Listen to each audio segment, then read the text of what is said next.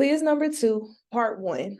If at any time you need to pause or go back into the video, feel free to do so. The magic of Harry. Harry Houdini is one of the most famed magicians of all time. Though he performed from 1891 to 1926, he is still well known today for his death-defying escape acts, including being chained up and dropped into water and being buried alive. Harry Houdini was a man who astonished and enthralled many people during his life. Whether he was escaping from a padlocked box or making things disappear and reappear, he definitely was entertaining. People thought he must surely have some supernatural powers, but in fact, what Harry really had was drive. Harry was born in Budapest, Hungary in 1874. His real name was Erich West, and he was the third of 5 children. His family moved to Wisconsin not long after he was born, and by the time he was 9, he was tying ropes all over his backyard and learning amazing trapeze tricks to show his friends and neighbors. He visited the local locksmith, and when he had reached his teens, he could pick almost any lock that was made. He also learned how to do card tricks. He and his brother Theo would often entertain at local parties and clubs for extra money. When Erich was 16, he came across a book, the biography of France's greatest magicians, Jean Eugene Robert Houdin. It showed Erich that his hobby of magic and tricks could also be a career. Immediately, he changed his name to Harry Houdini. He and Theo headed out to make a living as magicians. In 1893, they were at the Chicago World's Fair, and after that, they traveled around giving magic shows for anyone willing to listen and pay. Theo grew restless, however, as the jobs became scarce, so he left. His timing was perfect since Harry had just fallen in love with a lovely woman named Bess, who was just the right size for slipping in and out of the trunk they used in their magic tricks. They married immediately, and then off they went, traveling with circuses and other road shows. Harry learned more and more tricks and spent much of his time reading and studying all kinds of locks, especially handcuffs. However, no matter what tricks they did or how hard they tried, Bess and Harry were not doing well. They tried to sell their shows for 7 years, and finally, in desperation, they went to Europe. It was the right move. Harry's persistence and constant practice was about to pay off. To get people's attention, he walked into police stations and offered to be handcuffed by all the policemen. They were shocked when he was loose only seconds later. Soon, everyone in Europe was talking about Houdini's astonishing feats. He was in high demand and found himself doing more and more dangerous acts. He escaped from a straitjacket hanging upside down over the street. He escaped from locked boxes of all kinds. And, of course, he got out of any kind of handcuffs put on him. After several years in Europe, Bess and Harry returned to the United States in triumph. Harry was doing such amazing tricks that people felt he must have special powers. However, few realized how much time he spent practicing and studying. He would do special exercises to keep his body strong, and he would do tricks with his fingers to keep them nimble and flexible. He would spend large amounts of time tying and untying knots with his toes. For his underwater tricks, he would get in the bathtub and practice holding his breath for longer and longer times. Since many of his tricks involve being plunged into icy water, he would pour buckets of ice in the tub to get accustomed to working in the cold.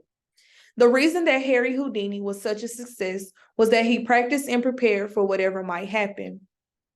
When a college student punched him in the abdomen in 1926, however, he wasn't prepared. The punch did internal damage that not even this magician could get out of. Harry died in 1926 at 52 years of age, a master of his trade and a true legend. Number 1. Reread the following sentence from paragraph 5. It was the right move. Harry's persistence and constant practice were about to pay off. You can tell from the sentence that persistence means A, desperation, B, creativity. C, refusal to quit. D, education. Number 2, how does the author support the argument that Houdini was a hard worker? A, by describing how he prepared. B, by detailing his famous tricks. C, by sharing information on his childhood. D, by describing when he became popular. Number 3, which detail from the text best describes how Harry Houdini first started becoming popular as a musician? A, he walked into police stations and offered to be handcuffed by all the policemen, paragraph 5. B, he was in high demand and found himself doing more and more dangerous acts, paragraph 5. C, Harry was doing such amazing tricks that people felt he must have special powers, paragraph 6. D, however, few realized how much time he spent practicing and studying, paragraph 6. Number 4, which paragraph best summarizes the central idea of the passage? A, paragraph 1, B, paragraph 2, C, paragraph 5, D, paragraph 7. Number 5, the author most likely includes the event described in paragraph 3 to show that A, magicians were very popular during Harry's lifetime. B, Harry and Theo bonded over their mutual interest in magic. C, successful magicians almost always change their name when they begin their careers. D, reading the biography at age 16 changed Houdini's life. At this moment, you can pause if you need to, go back to any of the questions that you need to listen to again. But if you're finished answering these questions, we're going to move on to part 2 of the quiz.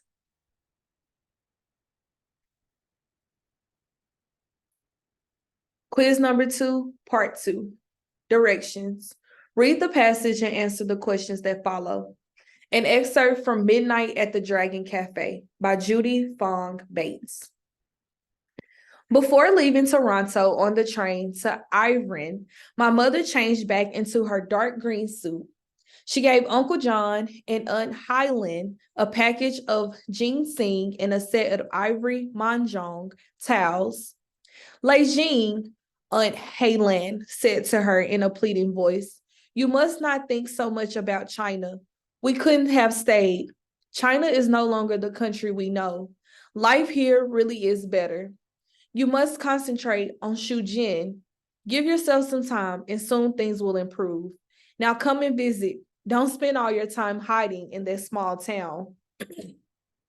Smiling with her lips together and a sad look in her eyes, my mother nodded and said, I have to visit. You have the mahjong set. They both laughed, and Aunt Hyland hugged her goodbye. During the trip, Mother remained pensive. She was absorbed in her own world and barely spoke to me. I watched her play with the top button of her coat and thought about the man I was about to meet, my father, whose face I knew only from a small black and white photograph. At last, my mother pulled me close to her, and I nestled into her softness and warmth. I started to fall asleep, feeling her finger lightly circle the whorl of my ear. My mother had shown the conductor a white envelope on which Uncle John had written the name of our town. When we left Toronto, the sun was low on the horizon and the city's buildings had towered into the sky.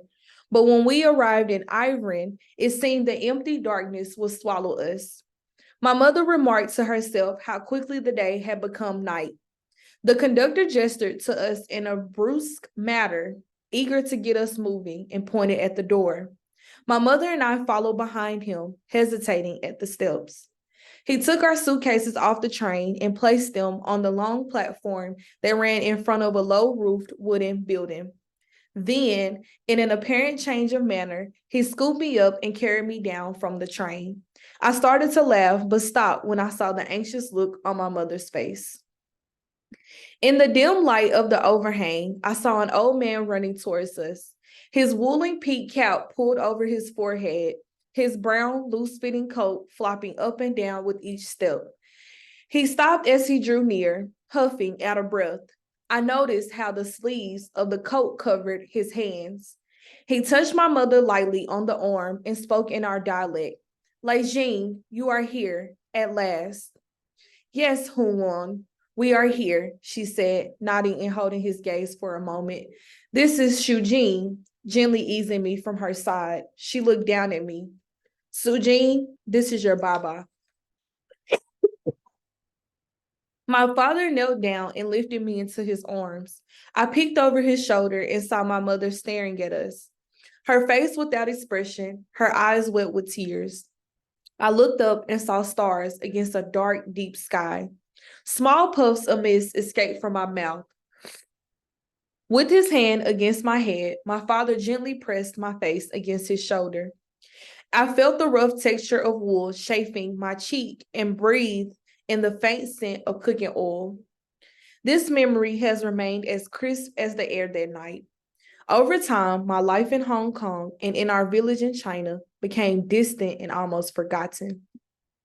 With only flashes of clarity, rare memories of sleeping on a straw mat in the humid summer or watching my mother close the wrought iron according gates in front of our home.